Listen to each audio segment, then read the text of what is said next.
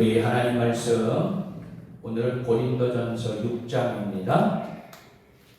고린도전서 6장 1절부터 11절까지의 말씀입니다. 제가 한 절 그리고 여러분들이 한 절 우리 같이 교독하며 낭독하죠. 너희 중에 누가 다른 이와 더불어 다툼이 있는데 구태여 불의한 자들 앞에서 고발하고 성도 앞에서 하지 아니하느냐? 성도가 세상을 판단할 것을 너희가 알지 못하느냐? 세상도 너희에게 판단을 받겠거든 지극히 작은 일 판단하기를 감당하지 못하느냐? 우리가 천사를 판단할 것을 너희가 알지 못하느냐? 그러하거든 하물며 세상 일이냐? 그런즉 너희가 세상 사건이 있을 때에 교회에서 공의 여김을 받는 자들을 세우느냐? 내가 너희를 부끄럽게 하려 하여 이 말을 하노니 너희 가운데 그 형제간의 일을 판단할 만한 지혜 있는 자가 이같이 하나도 없느냐? 형제가 형제와 더불어 고발할 뿐더러 믿지 아니하는 자를 앞에서 하느냐? 너희가 피차 고발함으로 너희 가운데 이미 뚜렷한 허물이 있나니 차라리 불의를 당하는 것이 낫지 아니하며 차라리 속는 것이 낫지 아니하냐? 너희는 불의를 행하고 속이는구나. 그는 너희 형제로다. 불의한 자가 하나님의 나라를 유업으로 받지 못할 줄 알지 못하느냐? 미혹을 받지 말라. 음행하는 자나 우상 숭배하는 자나 간음하는 자나 탐색하는 자나 남색하는 자나 도적이나 탐욕을 부리는 자나 술취하는 자나 모욕하는 자나 속여 패하는 자들은 하나님의 나라를 유업으로 받지 못하리라. 다같이 너희 중에 이와 같은 자들이 있다니 주 예수 그리스도의 이름과 우리 하나님의 성령 안에서 씻음과 거룩함과 의롭다 하심을 받았느니라. 아멘. 할렐루야. 살아계신 우리 주님을 찬양합니다. 오늘도 우리에게 은혜의 날, 복된 날, 축복의 날을 허락해 주신 하나님 앞에 감사와 찬양, 영광 올려드립니다. 오늘도 이 새벽을 깨워 이 성전에서 또한 각 처소에서 하나님을 예배하는 또 기도하는 여러분들 모두에게 하나님의 특별하신 은혜가 임하게 되기를 축원합니다.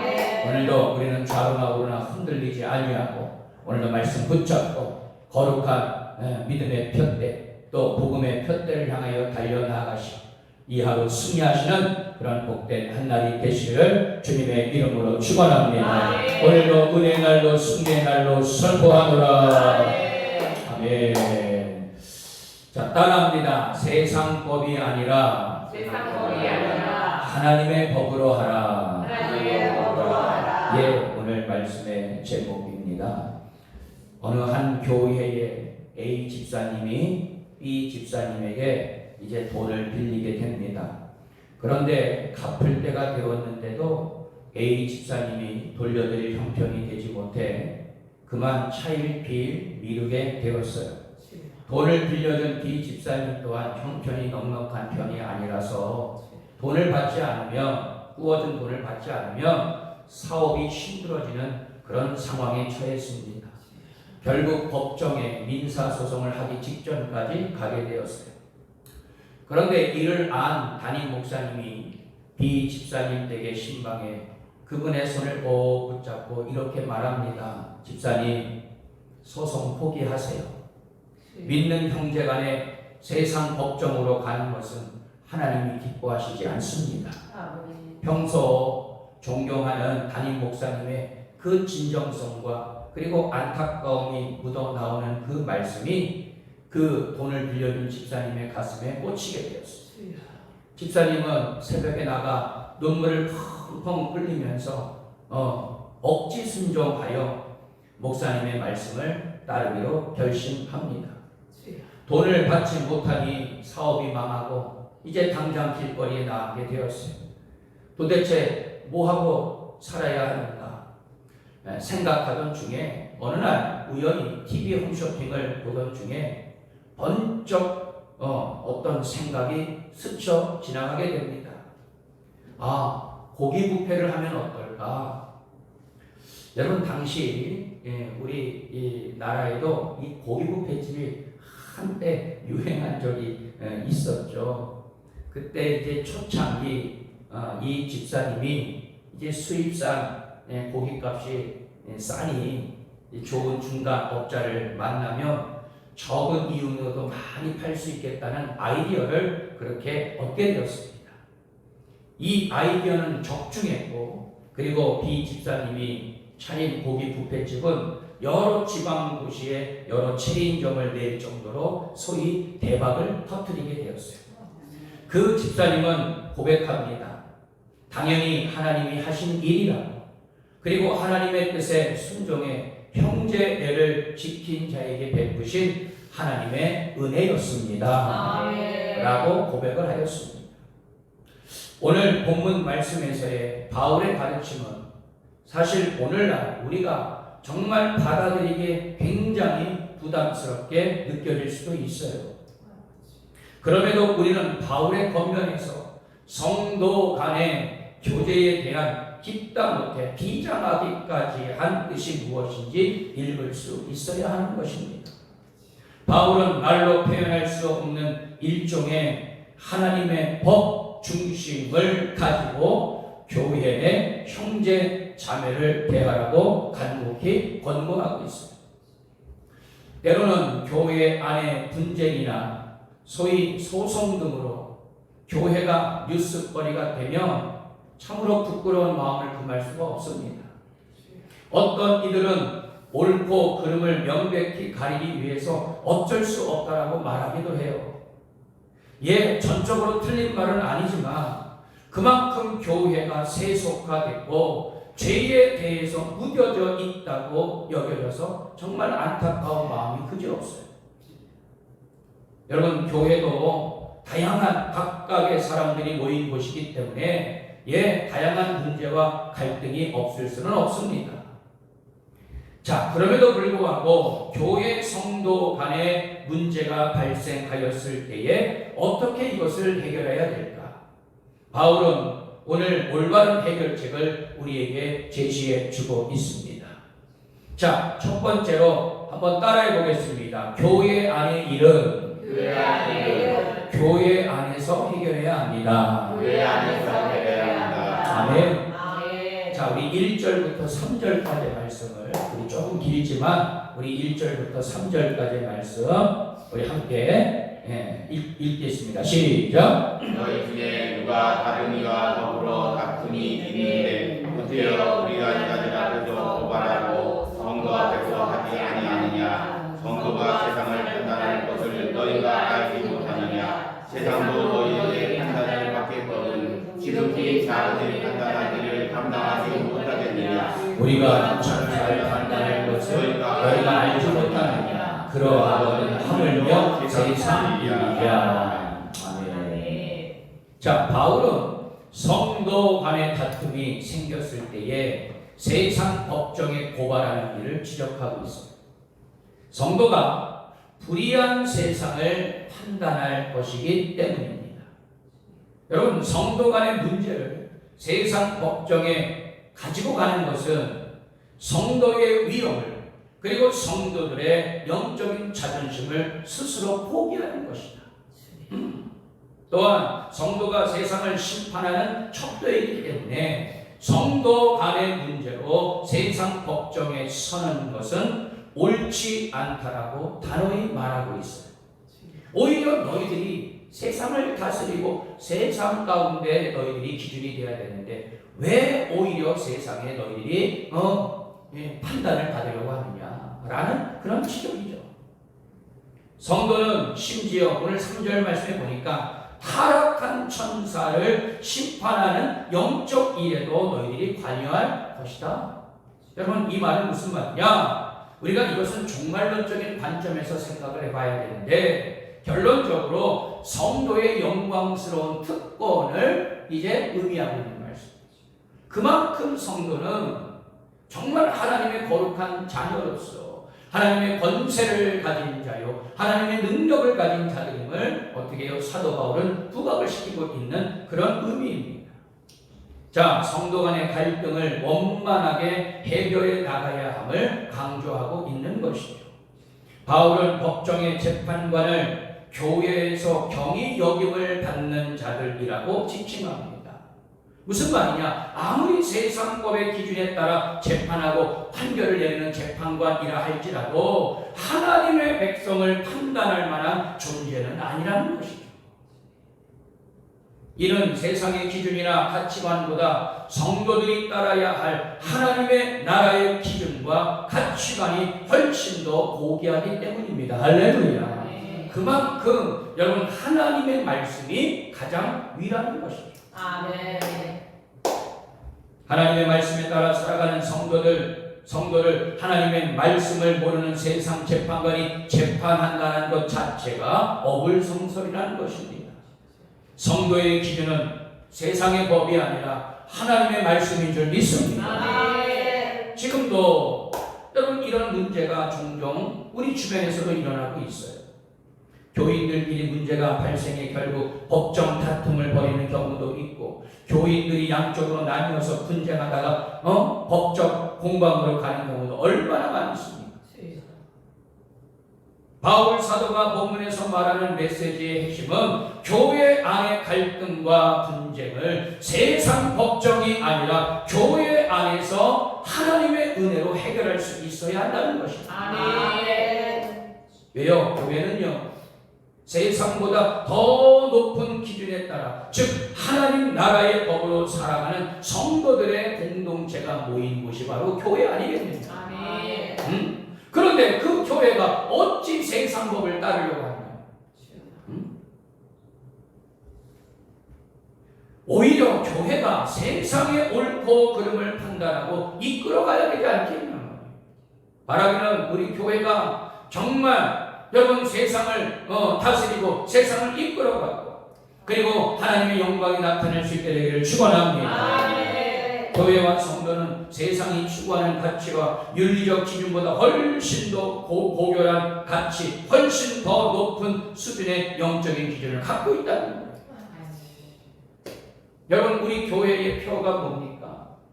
하나님의 말씀과 기도로 거룩하여 되는 교회. 아멘. 여러분 교회가 성도들이 거룩성을 다 잃어버렸다는 거예요. 그렇기 때문에 어떻게 해요? 하나님께서 부여해 주신 하나님 나라의 법과 기준이 있음에도 불구하고 자꾸 있잖아요, 세상 법정에 갔다가 여러분 교회를 타락시키고 성도들의 영적인 가치관을 다 무너뜨리고 있다는 것입니다. 여러분 문제가 발생했을 때 교회 안에서 해결하지 못하고 세상의 법정에 그 판단을 맡긴다는 것 자체가 여러분 매우 부끄러운 일이 아닐 수가 없어요. 그러므로 성도들 간의 이 다툼을 세상 법정으로 가져가지 말고 먼저는 정말로 우리가 중보하고 기도하고, 그리고 믿음과 지혜 있는 자를 세워 교회 안에서 해결하는 것이 가장 바람직한 모습이다 라는 것을 이제 사도 바울이 권고하고 있는 것이죠.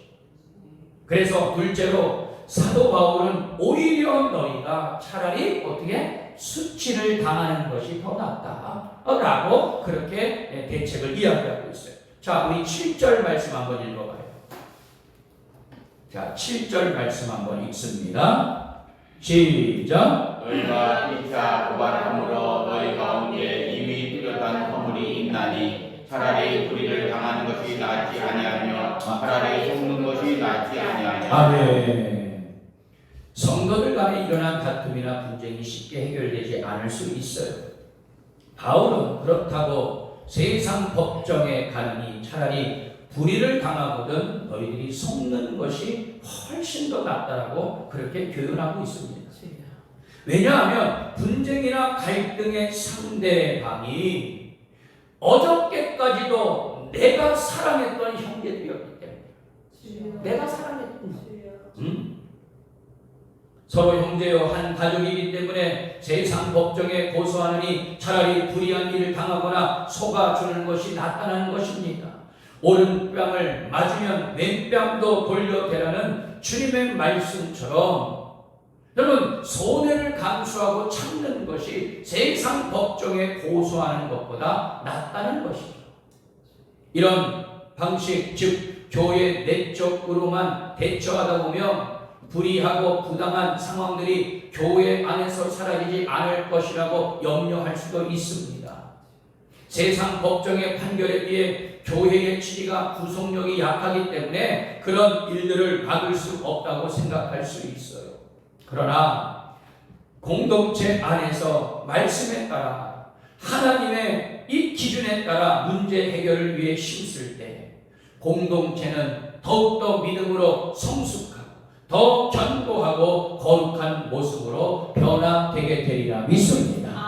어떤 경우에 당장은 혼란을 겪을 수 있지만 하나님은 반드시 합력하여 선한 일을 이루게 할 것이며 할렐루야, 가장 좋은 길로 인도해 주시리라 믿습니다.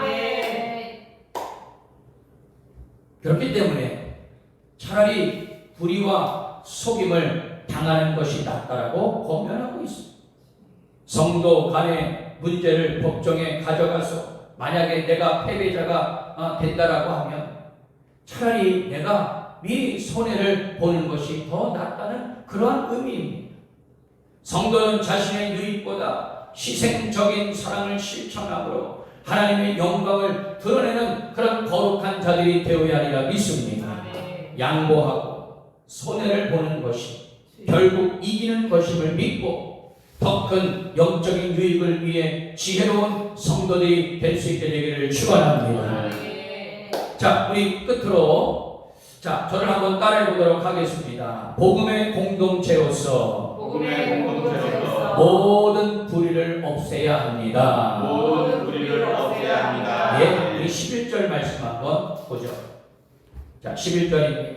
다 같이 읽습니다. 시작. 너희 중에 이와 같은 자들이 있더니 주 예수 그리스도의 이름과 우리 하나님의 성령 안에서 씻음과 거룩함과 의롭다심을 받아들이리라. 아멘. 자, 모든 불의를 먼저 너희들이 없애야 된다. 그것이 막는 유일한 길이다 라고 말씀을 하는데, 자, 바울은요 다른 성도들에게 피해를 준 자를 향해 그들이 불의를 행하고 속인 대상이 바로 형제라는 것을 명시하고 있습니다. 그리고 불의를 행한 자가 하나님의 나라를 유업을 받지 못함을 선언하고 있습니다. 자, 이 말이 무슨 말이냐?